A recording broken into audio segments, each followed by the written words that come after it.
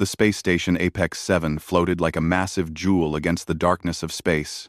Inside its crystal walls, hundreds of alien species moved through the corridors, conducting the business of the Galactic Council. Among them walked Minho, a human ambassador who had served Earth for the past 3 years.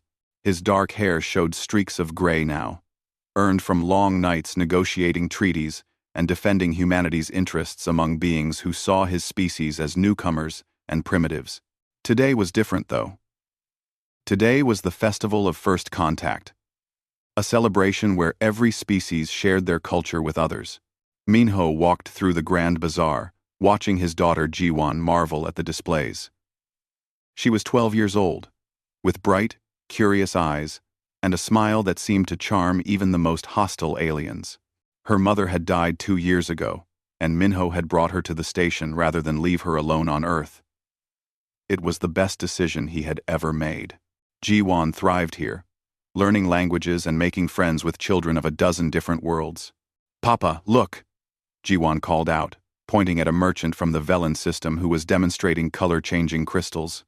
Her Korean mixed with English, as it often did when she got excited. The merchant, a being that looked like a floating jellyfish, bobbed happily and handed her a small crystal as a gift. Jiwan bowed deeply in thanks, showing the respect her father had taught her. Hyun-woo, the head of human security on the station, watched from a distance.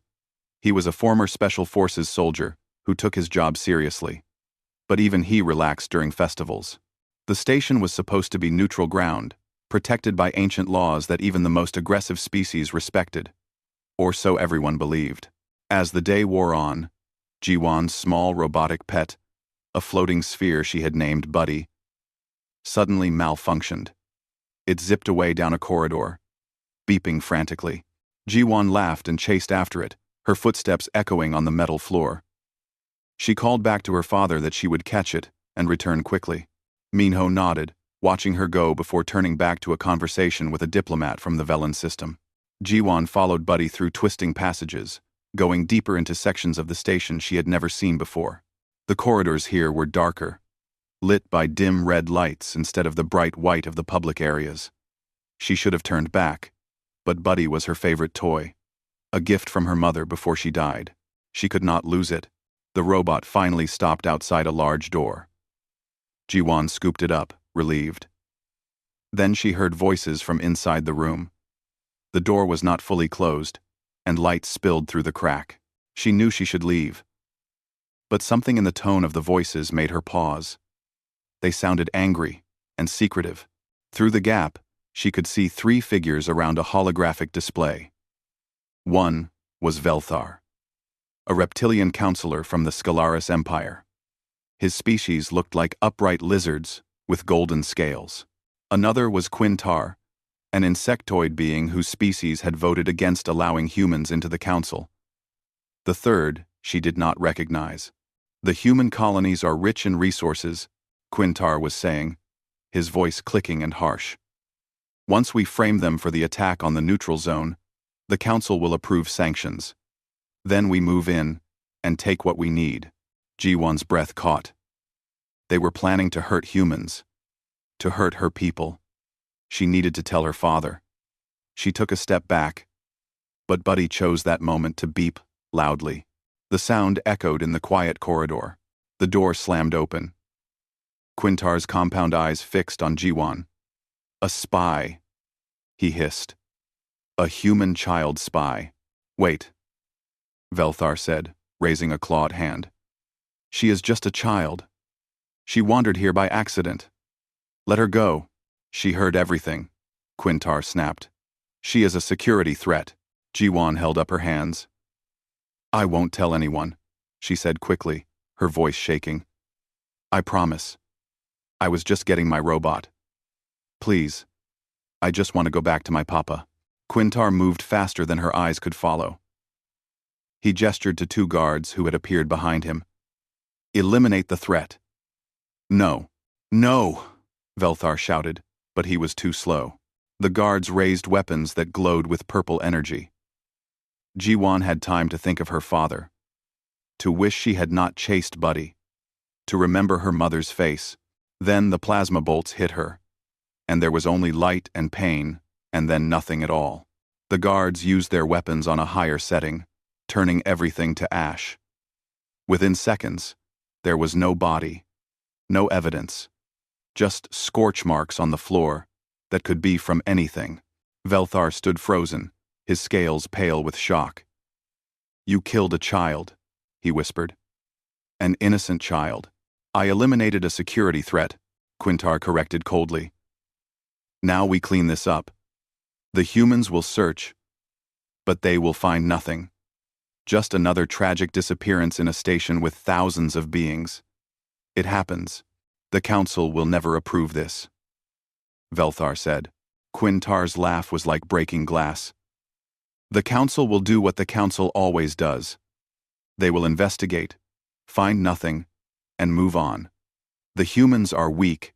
They will complain, but they will accept it. They need us more than we need them." The conspirators cleaned the scene and wiped the security footage. They had contacts in station operations who owed them favors. Within an hour, it was as if Jiwan had never been in that corridor at all. Back at the festival, Minho checked his watch. Jiwan had been gone for 30 minutes. He felt the first flutter of worry. He called Hyunwoo over. "Have you seen Jiwan?" Hyunwoo immediately went on alert. He called his team, and they began searching. The festival continued around them. But Minho felt his world narrowing to a single point of fear. He ran through the corridors calling her name. Other humans joined the search. Then friendly aliens who knew Jiwan joined too. Hours passed. The festival Minho stood before the Galactic Council, in their grand chamber. A room designed to make petitioners feel small. Above him, 73 council members sat in floating seats arranged in circles that rose toward the domed ceiling. Their species ranged from gas clouds to rock-like beings to elegant humanoids. All of them looked down at him with expressions that ranged from boredom to barely concealed hostility. "Ambassador Minho," the council speaker said in the translated voice that came from his translator implant, "you have requested this emergency session to address the disappearance of your offspring. The council has reviewed your petition and has agreed to form an investigative tribunal." Hope flared in Minho's chest for the first time in a week. "The tribunal has concluded its investigation," the speaker interrupted. Minho's words died in his throat. "Concluded? But it has only been, quote, 3 cycles, the speaker said. "The tribunal examined all available evidence. Security footage shows your offspring in the festival area." Then she vanished. "There is no footage of violence, no witnesses to any crime. The station has many dangerous areas. Young beings sometimes wander into hazardous zones. It is tragic, but it happens." "Someone sent me her bracelet," Minho said, his voice rising. "Scorched by plasma weapons. That is not an accident. That is murder." Quintar spoke from his position on the council. "The bracelet could have been damaged in many ways. Perhaps the child dropped it, and someone found it. Your grief makes you see conspiracy where there is only tragedy." Minho wanted to climb up there and tear Quintar apart with his bare hands.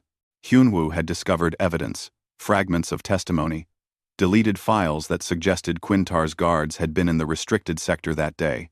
But every piece of evidence had disappeared before they could present it officially. Witnesses had suddenly changed their stories, or vanished themselves. Hana arrived from Earth 3 days after Jiwan's disappearance. She was Minho's younger sister, a xenobiologist who knew the station well. She had contacts among species that owed no loyalty to the Council. Together with Salman, a quiet woman who officially worked in the human embassy, but actually ran Earth's intelligence operations on the station, they began piecing together what really happened. A Velen maintenance worker named Pearsall came to them in secret. He was old by his species' standards, his jellyfish-like body faded and dim. "I saw the human child," he whispered, in the safe room Salman had prepared.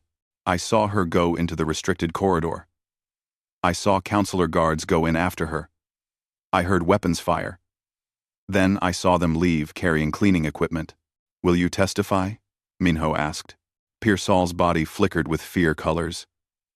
Your people once saved my grandchild when she was sick. Your doctors asked for nothing in return. I will speak truth, even if it costs me. They brought Pearsall before the council. Minho felt hope again.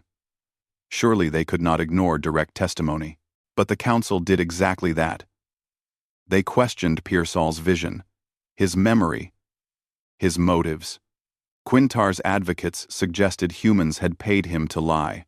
By the end of the session, Pearsall's testimony had been officially labeled unreliable and insufficient.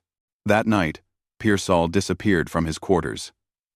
His family received a message saying he had decided to retire to a distant colony. Salmon's sources said he had been taken by council security forces. She could not find where. Minho requested the station's security logs directly. The council refused, citing privacy laws and technical malfunctions.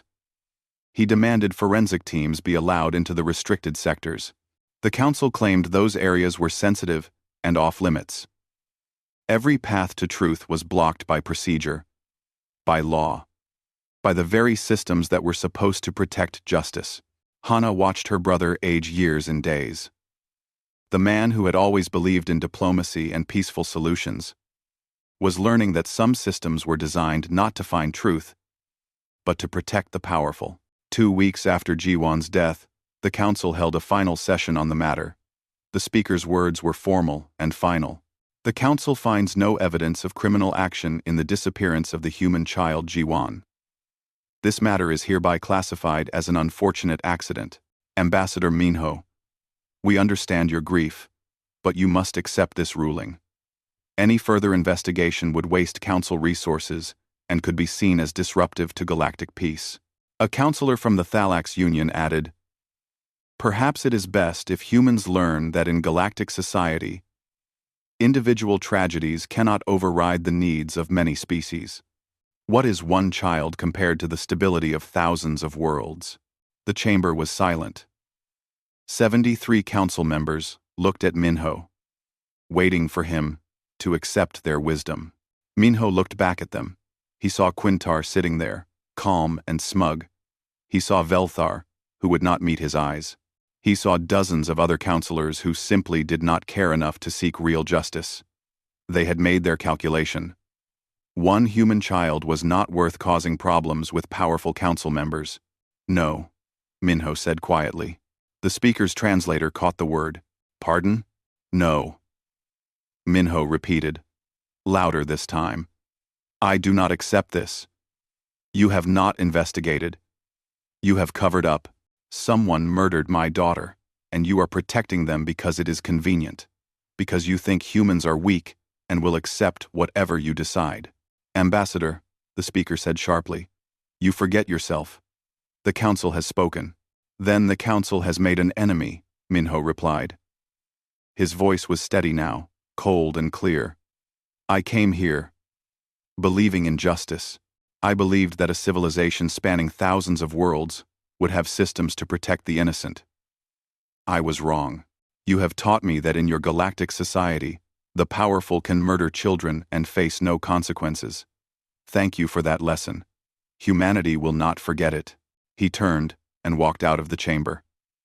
Behind him, the council erupted in angry chatter.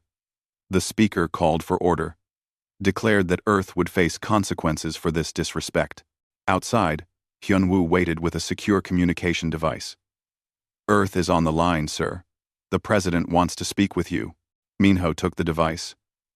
President Kim's face appeared, stern and tired. I heard what happened in there. The whole Earth heard it. We have been following this situation closely. They killed her, Minho said, and they will face no justice. They think we are too weak to do anything about it. Yes, President Kim said. They do think that. The council has already sent us a message demanding we recall you and accept their ruling. They threaten sanctions and possible military action if we do not comply. Minho felt his last hope die. Even Earth would not fight this battle. Then President Kim smiled. It was not a pleasant smile. We are recalling you. Ambassador, you have served well. But your service is not done. We need you home for what comes next. What comes next? The Council thinks they have taught us our place, President Kim said. They think they have shown us how the galaxy really works. They are right. They have taught us valuable lessons. Now it is our turn to teach them something. What could we possibly teach them? Minho asked. That humanity remembers, President Kim said. That we do not forgive crimes against our children. That being young in galactic terms does not mean being weak. Prepare to return home, Ambassador. Operation Reckoning has been authorized. The transmission ended. Minho stood in the corridor of Apex 7, the station where his daughter had died and where her murderers walked free. He looked out the viewport at the stars beyond. Before he left, he sent one message on all frequencies, in all languages. To the Galactic Council. You have made your choice. You chose convenience over justice. You chose protecting the guilty over defending the innocent.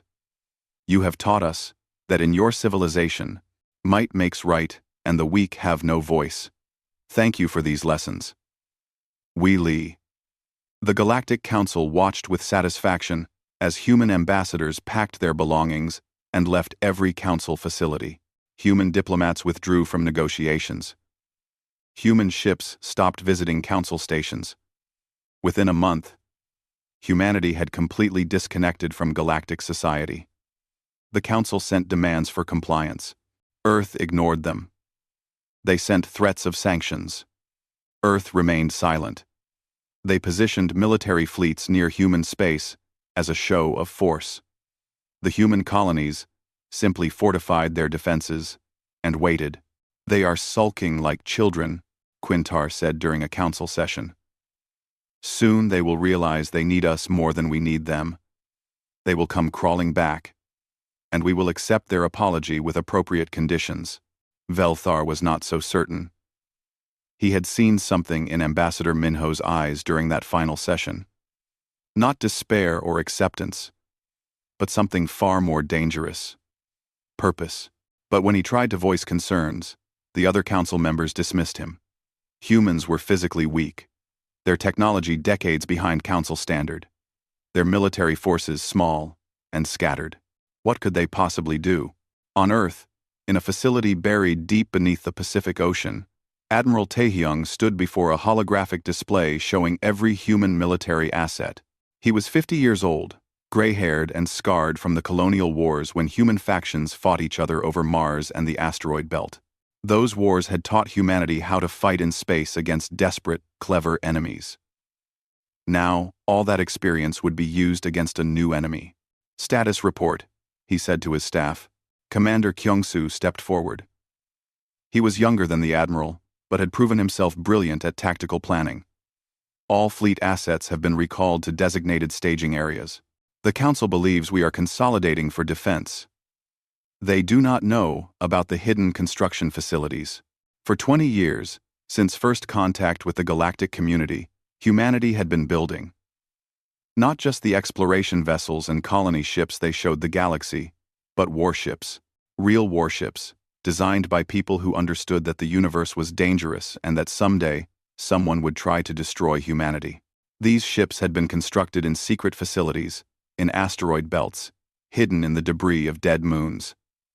The Council knew nothing about them.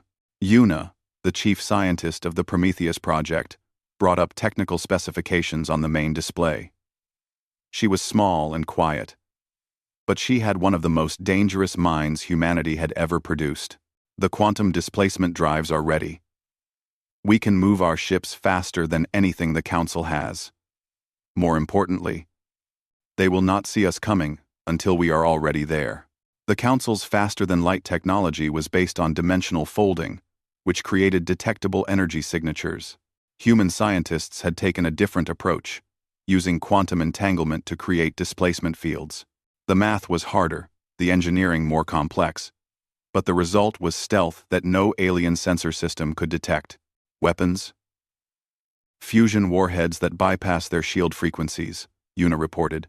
Kinetic weapons using materials they do not scan for. And the neural warfare suite. She smiled slightly. That is our secret advantage. The Council species all use computer systems designed around their own psychology, but humans think differently. Our AI can infiltrate and subvert their systems because they never considered defending against our patterns of thought. Unji, the cyber warfare specialist, had spent 5 years infiltrating Council networks. She looked like a college student, young and cheerful, but her code had reached into systems across dozens of worlds. I have sleeper programs in their military networks, their communications relays, their logistics systems. When you give the order, I can blind them, confuse them, turn their own computers against them. Tae-young nodded slowly. The pieces were falling into place. And ground forces? Commander Jiho stood. He was special forces, trained in every form of combat humanity had invented. My teams have been studying Council species for years. We know their weaknesses, their biology, their tactics. We are ready. The Admiral looked at them all. Let me be clear about our objective. We are not going to conquer the galaxy. We are not going to commit genocide. We are going to extract justice for Jiwon. And we are going to show the Council that humanity cannot be dismissed or bullied. We will cripple their military capability, take custody of those responsible for the murder and cover-up, and force them to accept a new order where justice actually means something. They outnumber us 1,000 to 1, Kyung-soo said quietly. Yes, Tae-hyung agreed. That is why we will not fight fair. Humans have been fighting impossible odds against each other for thousands of years. We have learned that you do not win by being stronger. You win by being smarter, faster, and more willing to do what is necessary. The Council fights with honor and tradition. We will fight to win. In another facility, Minho trained with Jiho's special forces. He was not a young man, but he was determined to be part of what was coming. Hana tried to convince him to stay behind, to let the military handle it, but he refused. She was my daughter, he said simply. I will be there when they answer for what they did. Across human space, the fleet assembled. Ships emerged from hiding, their hulls black and angular, designed not for beauty but for war. Each ship bore a name from Earth's history, names of battles, heroes, and martyrs. Doyoon's flagship was called Retribution, and it mounted weapons that could crack a moon if needed.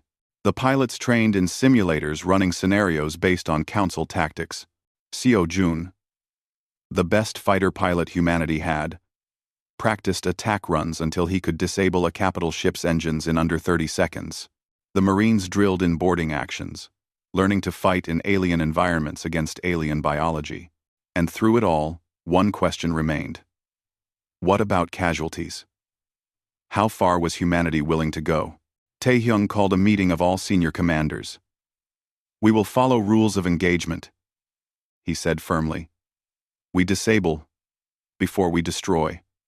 We capture rather than kill when possible. We target military assets, not civilians. The Council chose to murder a child and call it politics. We will not become what they are, but make no mistake. Anyone who stands between us and justice will be removed.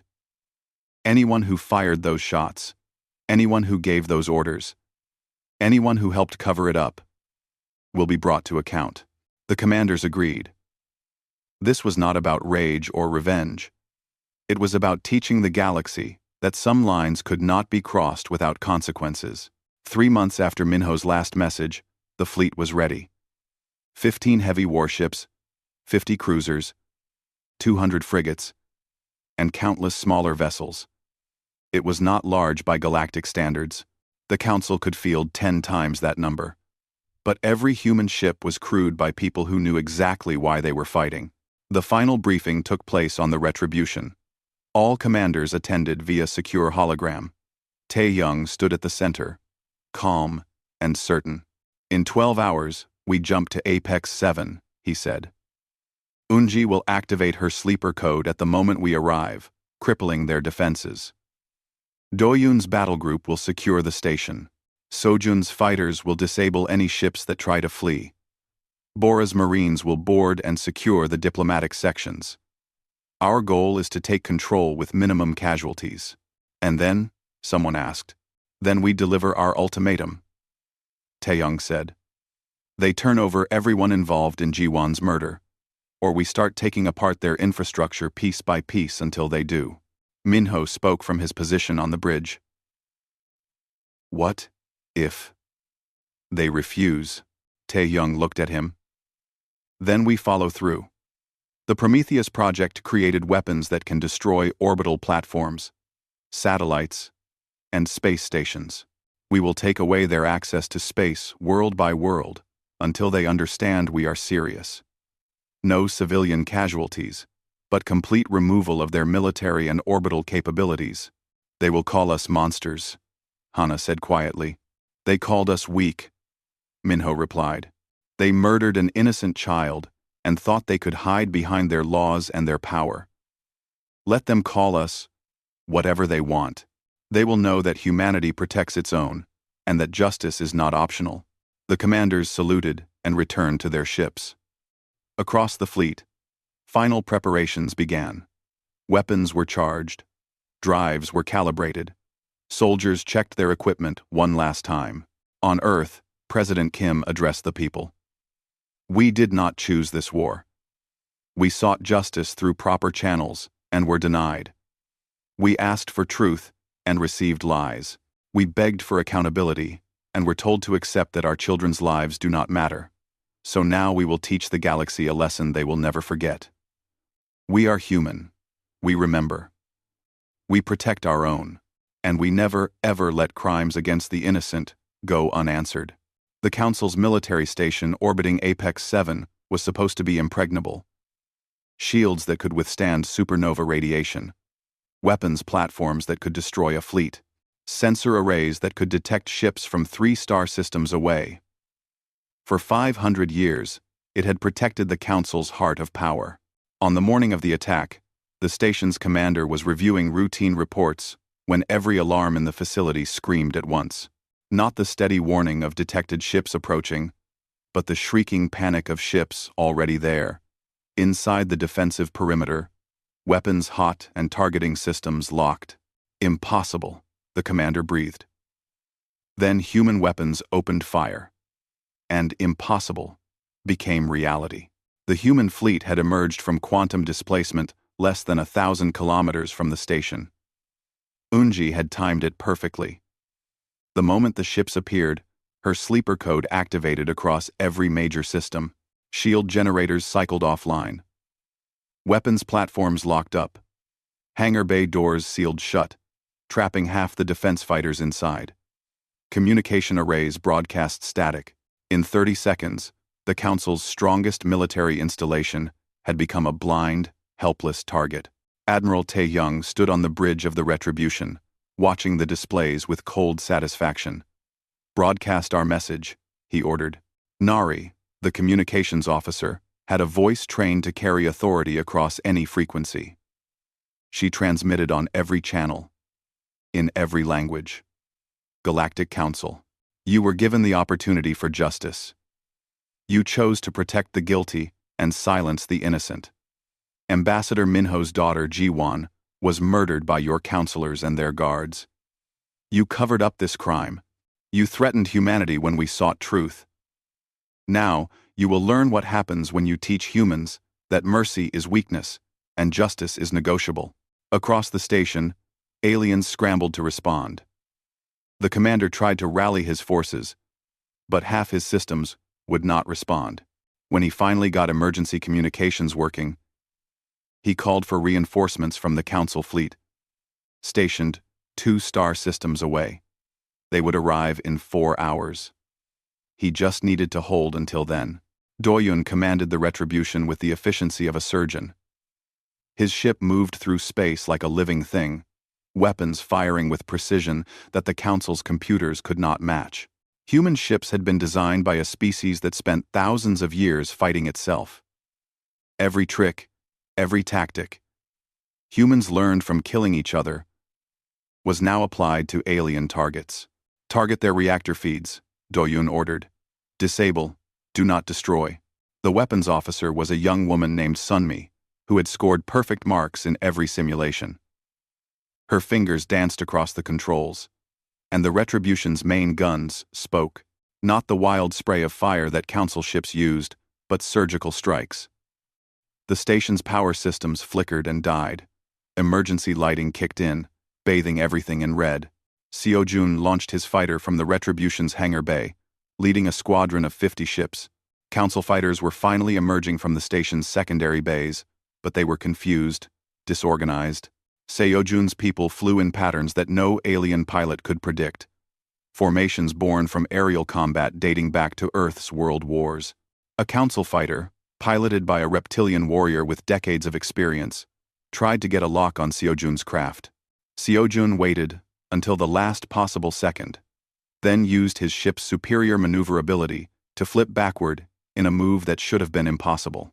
While the enemy fighter tried to process what happened, Seo-jun's targeting system locked on and fired. Not at the cockpit, but at the engine assembly. The enemy ship went dead in space, pilot alive but helpless. Disable and move on, Seo-jun called to his squadron. We are not here to kill. We are here to show them they cannot win. Across the battle space, human fighters danced between Council ships like wolves among sheep. The aliens had superior numbers, but humans had centuries of air and space combat doctrine. Every maneuver, every attack pattern was designed to confuse and overwhelm an enemy who had never fought someone like them.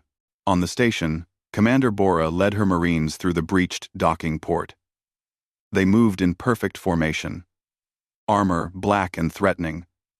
Weapons ready but targeting non-lethal zones when possible.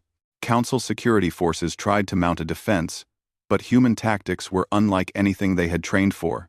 A Council security officer, insectoid and aggressive, charged at Bora's unit with plasma weapons firing. Bora's team scattered into cover patterns, then flanked the position from 3 sides simultaneously. They used flashbangs that overloaded alien visual sensors, smoke that confused their thermal tracking, and sonic weapons that disrupted their communication clicks. Within minutes, the security force was disabled and secured without a single death. Advance to diplomatic section, Bora ordered. Remember, we are here for specific targets. Everyone else is to be secured and held for release. The Marines moved deeper into the station. They passed terrified civilians of a dozen species, who pressed themselves against walls as the humans passed. None were harmed. Human soldiers had explicit orders. Combatants were to be disabled. Civilians were to be protected. And targets were to be captured alive. Meanwhile, light years away, Jiho's special operations teams executed simultaneous strikes on 3 Council homeworlds. Not attacks on cities or military bases, but precise raids on the personal estates of Council members who had been involved in the cover-up. They struck at night, moving through the best security money could buy like ghosts. Council members who had felt safe in their private fortresses woke to find human soldiers in their bedrooms. Weapons pointed at their heads. You have a choice, Jiho told each one through a translator. Surrender peacefully, or we take you by force. Either way, you will answer for what you did. Most chose to surrender. Those who tried to fight learned that humans had studied their species' physiology in detail. Humans knew where to strike, to disable, without killing. They knew which gases would make each species unconscious. They knew how to fight in alien gravity, alien atmospheres, alien environments. Back at Apex 7, the Council fleet finally arrived. 50 heavy warships, hundreds of support vessels. They emerged from their dimensional fold, expecting to find a desperate human force they could crush. Instead, they found the station dark and disabled. Human ships in perfect formation, waiting for them. And Admiral Taehyung's voice, broadcasting on all frequencies. Council Fleet Commander, this is Admiral Taehyung of Earth Defense Force. You have 2 options. Stand down and witness what happens next, or attack and be destroyed. Choose now. The Council Fleet Commander looked at his displays. Human ships were outnumbered 5-1. He should have had every advantage. But something in the human admiral's voice made him hesitate. His sensors showed the military station, the impregnable fortress, floating dark and helpless. His tactical computer had no data on human combat capability. They had never fought humans before. "We outnumber you," the commander finally replied. Taehyung's laugh was cold. "You want to see what happens when you fight us? Very well. I will give you one demonstration." At his order, Sojun's fighter squadrons shifted formation. They targeted a single Council heavy warship in the fleet's center, not to destroy it, but to disable it. Within 3 minutes, the warship's engines were dead, its weapons offline, its life support flickering. The ship was not destroyed, not damaged beyond repair, but it was completely helpless. And the Council fleet had not even seen the fighters coming until the attack was over. "That is one ship," Taehyung said. "We can do the same to all of you. Or you can stand down, and no one else needs to be hurt." The Council commander was old enough to recognize when he was beaten. The humans had advantages his people did not understand. Their technology was different. Their tactics were unpredictable. And they moved with the confidence of beings who knew they would win. "Fleet, stand down," he ordered. "Maintain defensive formation, but do not engage." On Apex 7, Bora's Marines reached the diplomatic sector. They found Quintar trying to escape through a private shuttle bay. Velthar was in his quarters, scales pale with terror. 17 other counselors and officials who had been part of the conspiracy were rounded up one by one. When they brought Quintar before Minho, the insectoid counselor tried to maintain his arrogance. "You dare attack the council? You will be destroyed for this. Every species in the galaxy will turn against you." Minho looked at the being who had ordered his daughter's death. His voice was quiet, but carried the weight of absolute certainty. "You murdered a child to protect your conspiracy. You thought humans were too weak to do anything about it. You were wrong. Now you will face justice. Real justice. Not the mockery you called a tribunal." Taehyung's voice came over the station-wide broadcast system. "Galactic Council, hear me. We have taken control of your military station without destroying it. We have disabled your fleet without killing its crews. We have captured those responsible for the murder of Jiwon and the conspiracy that followed.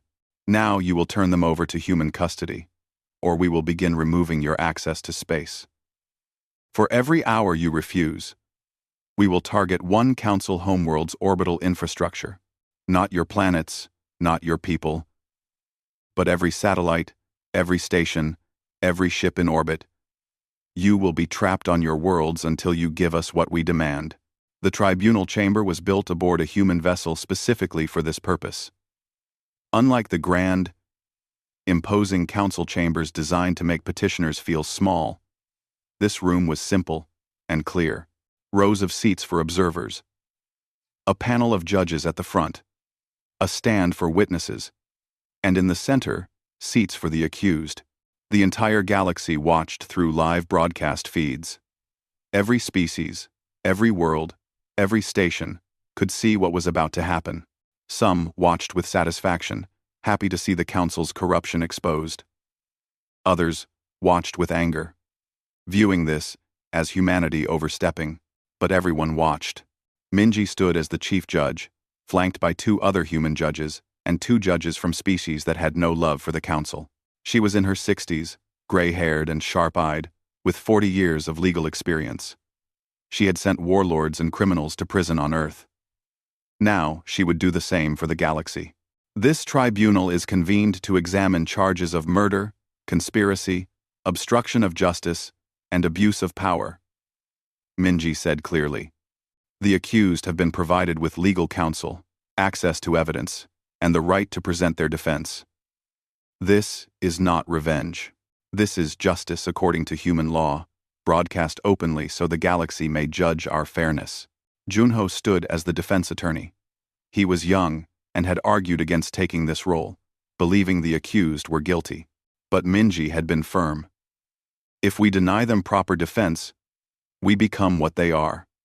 Justice means fair trial, even for those we hate. Minji had been 4%. We had been 4%. So Junho defended them to the best of his ability, knowing the galaxy was watching.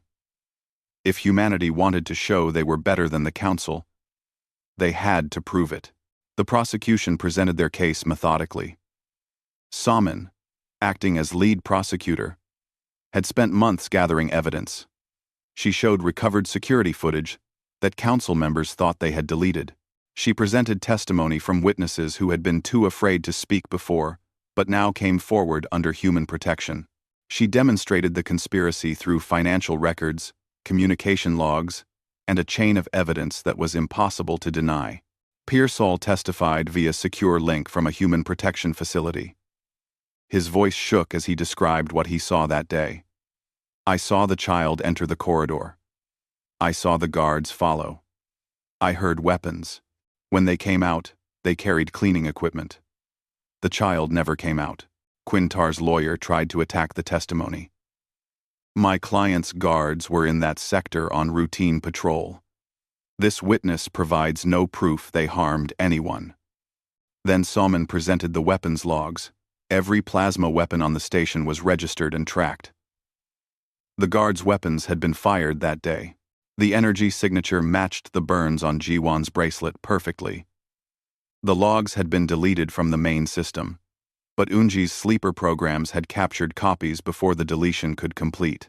The weapon that killed Jiwan belonged to Guard Captain Thilvor, under Counselor Quintar's direct command, Salman stated. The energy signature is a match. The timing matches witness testimony. The location matches. Number 1. Day after day, the evidence mounted. 17 other council members and officials were shown to have participated in the cover-up. They had deleted files, threatened witnesses, blocked investigations. Some had known about the murder directly. Others had learned of it afterward and chosen to protect their colleagues rather than seek justice. Velthar was different. When he took the stand, his golden scales were dull with shame. Unlike the others, he did not try to deny or deflect. I was there, he said quietly, his translated voice heavy with regret. I saw Quintar order the guards to kill the child. I told him to stop, but I was not fast enough. After she was dead, I should have reported it immediately. Instead, I let fear control me. Fear of scandal. Fear of losing my position. Fear of Quintar's political power. So I said nothing. And that silence makes me guilty too. Why are you testifying now? Junho asked, during cross-examination. Velthar looked directly at Minho, who sat in the observers section. Because that father's face has haunted me every day since. Because I have children of my own. And I would burn the galaxy to ashes if someone harmed them. Because I finally understand that no position, no power, no political consideration is worth an innocent life. I failed to protect that child. I failed to seek justice for her. Now, I will tell the truth, even if it destroys me. His testimony confirmed everything the prosecution had presented. The conspiracy, the murder, the cover-up, all of it was real, and he had been part of it through his silence. The defense tried to argue that the accused had acted according to council law. There is precedent, Junho said, though his heart was not in it. The council has broad authority to protect security. When a potential witness to classified discussions is discovered, the law allows for ungone. Law allows for murdering children? Minji interrupted.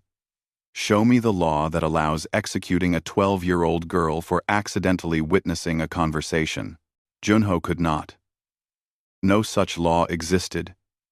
Even in the council's corrupt system, they had simply assumed they could do whatever they wanted and face no consequences. The trial continued for 3 weeks. Every piece of evidence was examined. Every witness was questioned.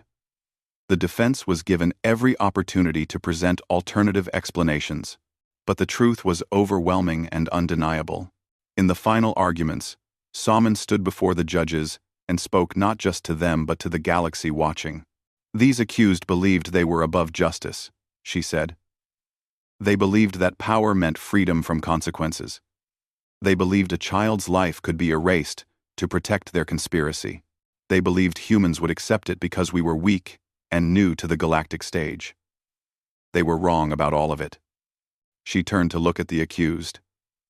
You taught us that your system was broken, that the powerful could murder the innocent with impunity, that justice was just a word, not a practice. So we came here to show you and everyone watching what real justice looks like. Fair trials, evidence that must be proven, defense attorneys who fight for the accused, transparency so everyone can see the truth. This is what you should have given Jiwan. This is what you should have given every being under your authority. You failed in your duty as leaders, as protectors, as representatives of civilization. Junho's closing argument was brief.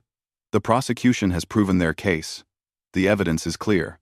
But I ask this tribunal to remember that justice includes proportional punishment. These beings are not monsters. They are people who made terrible choices. They deserve punishment, but they also deserve mercy. The tribunal deliberated for 2 days. When they returned, Minji's voice was firm and clear. We find the accused guilty on all charges. Counselor Quintar, you ordered the death of an innocent child to protect your conspiracy. Guard Captain Thilvor, you carried out that illegal order.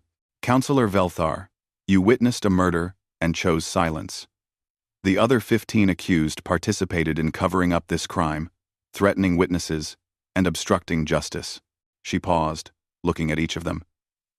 You will be sentenced to life imprisonment on a human penal world. You will serve your time under the same justice system that tried you fairly. You will be treated humanely, given proper food and shelter and medical care.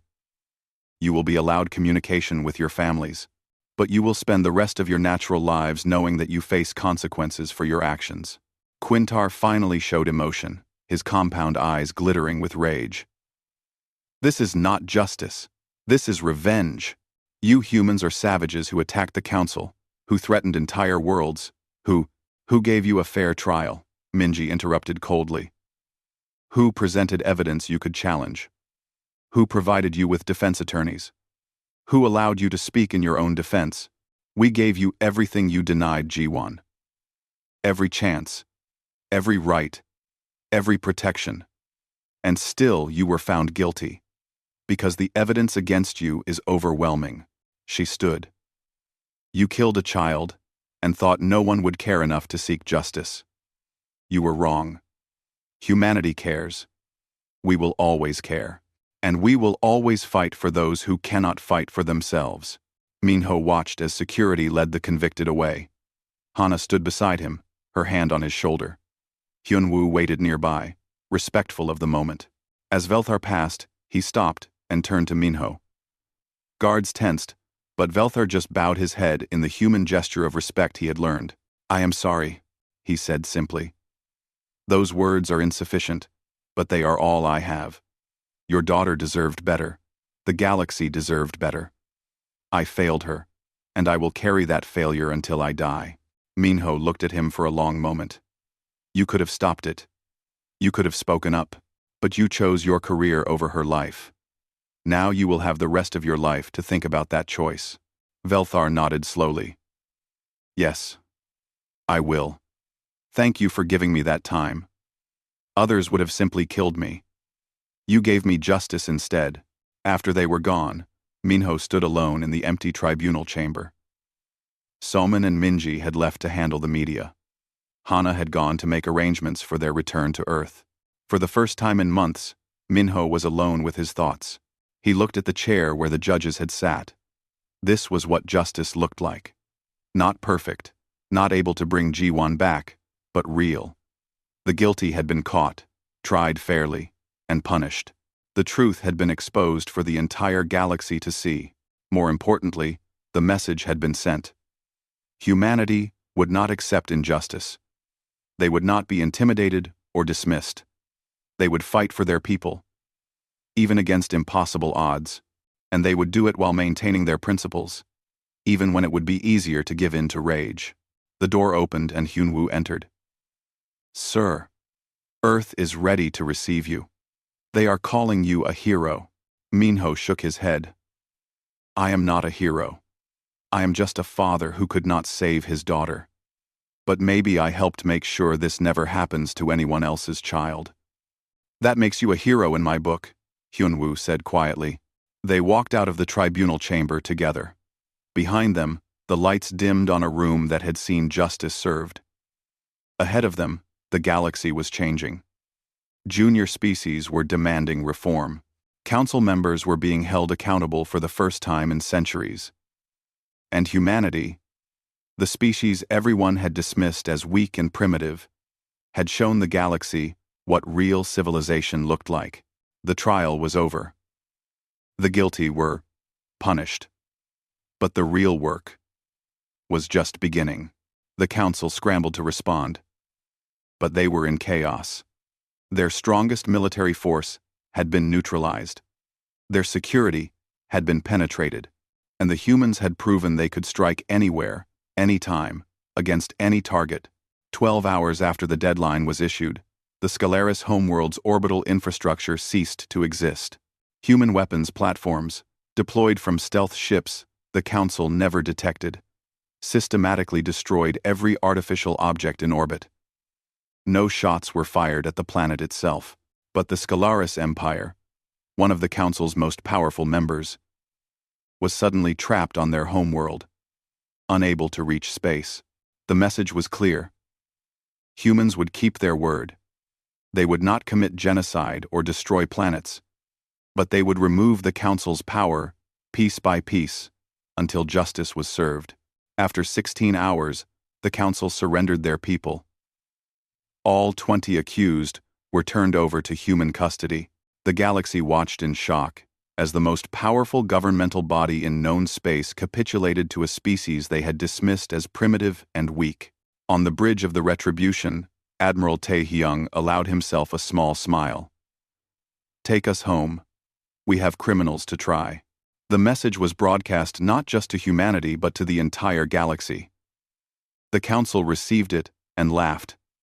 They saw it as the desperate threat of a weak species. They did not understand what was coming. In the hangar of the Retribution, Sojun sat in his fighter, hands on the controls. Around him, 500 other pilots did the same. They were ready. On the bridge, Tae-hyung gave the final order. "All ships, prepare for quantum displacement. Destination: Apex 7. Remember your training. Remember why we are here. For G1. For justice. For humanity." The fleet vanished from human space, moving through dimensions that the Council did not even know existed. They would arrive at Apex 7 inches, 6 hours. The Galactic Council had no idea their universe was about to change forever, or end them well. To those responsible for what happened to G1, and to those who protected them, pray. Pray that when humanity returns, we remember our mercy as well as our rage. The message reached every world, every ship, every station. The galaxy read it, and mostly dismissed it. Humans were new, weak, emotional. They would rage and then submit like all the other junior species eventually did. But on Earth and in the human colonies, that message was received differently. In military bases, scientists' labs, and government buildings, people who had been preparing for years received their authorization codes, the projects they had kept secret, the weapons they had designed, the strategies they had developed for the day when humanity's enemies revealed themselves. All of it was activated. The Council had made their choice. Now, humanity would make theirs. Ended. The station's administration claimed their security systems had experienced malfunctions in several sectors. No footage available. Minho went from concerned to frantic to terrified. His daughter was gone. 2 days later, A package arrived at the human embassy section. Inside was a small, scorched piece of metal. Minho recognized it immediately. It was Ji-won's identification bracelet, the one she never took off, the one with her mother's picture inside. Minho held the bracelet in his shaking hands and felt something inside him break. Then it hardened into something cold and sharp. He looked at Hyunwoo, who stood nearby, with his fists clenched. "Find out what happened," Minho said quietly. "Find out who did this." Hyunwoo nodded. "And then?" Minho's voice was steady despite the tears on his face. "And then, we make them answer for it."